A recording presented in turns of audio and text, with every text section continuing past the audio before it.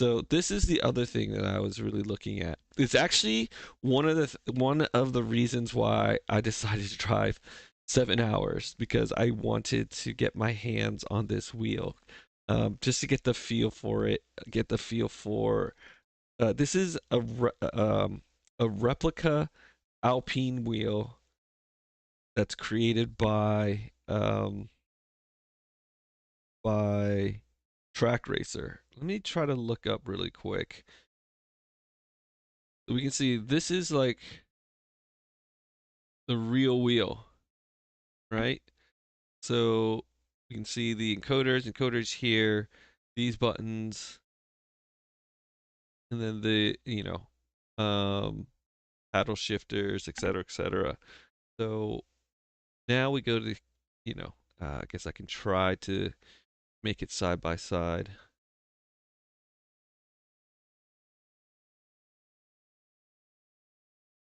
Right, so there we have pit, B, brake balance, and okay. You you can see even the molding is the same, right? And they've got like the encoders, these encoders, screen, you know,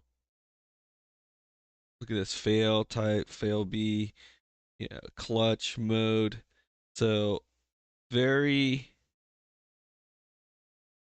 they try to make it a replica, as close as a replica as possible.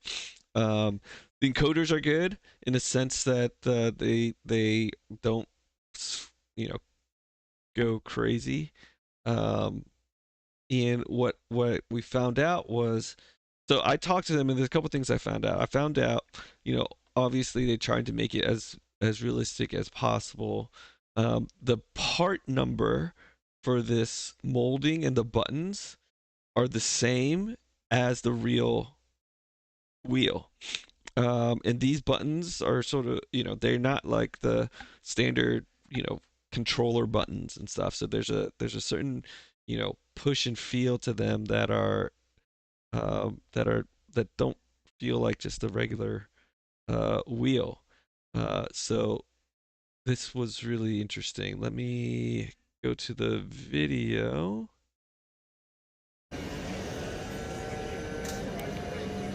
Let me turn the volume down. Turn the volume down, and you can sort of see. So the only reason why that middle button moves around is because they needed a funky switch, to be able to push the things around. So, this is the back of it. You've got like the paddle shifters. What's interesting is that I felt it was kind of light, but they said that I'll get to it in a little bit. But then these are like the clutch panels, and the it's molded to the fingers. Um, they said that this was molded to like Fernando Alonso's fingers. But one of the things I thought is like I felt like I felt it was a little bit light. The the shifters, but what I found out is that basically that's the way it's. They've had this in Paul Aaron's hands. They've had it in Pierre Gasly's hands to give feedback on, is the feel right? Is the distance of, even down to the, like, the distance of when they shift, how far it goes. They said that they found out that it was about another, 5 millimeters. They said like it should be about 5 millimeters shorter. So they're going to go in and make those changes. This was a wheel that's supposed to be released in 2025, and then June of 2026. Now they're looking at November, and I think it's because they're trying to get all all the things right. Right now, this wheel's going to cost $2,000. Um, you compare that to that Sim Magic wheel, that's probably it's $699. And it's like, oh man, do I want the realism? Do I want the replica-ness to just go with the rest of my Alpine, rig?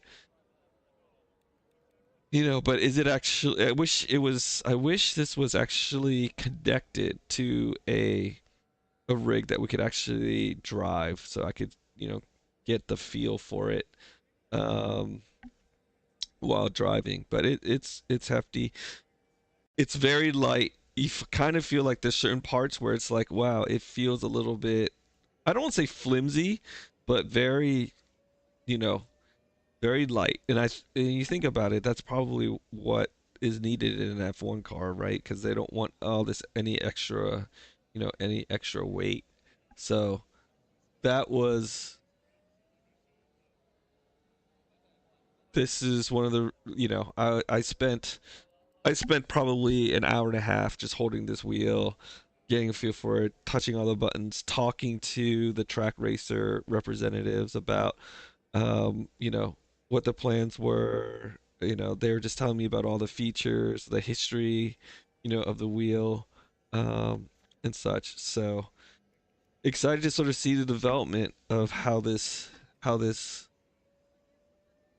develops. Now, what's interesting is that it's supposed to come out in November, so I'm wondering, do I just wait until the next Sim Racing Expo, which is going to be next May in Charlotte again, and maybe they'll have it connected to something. And do I just sort of wait until then and then try it out and then just make a decision then?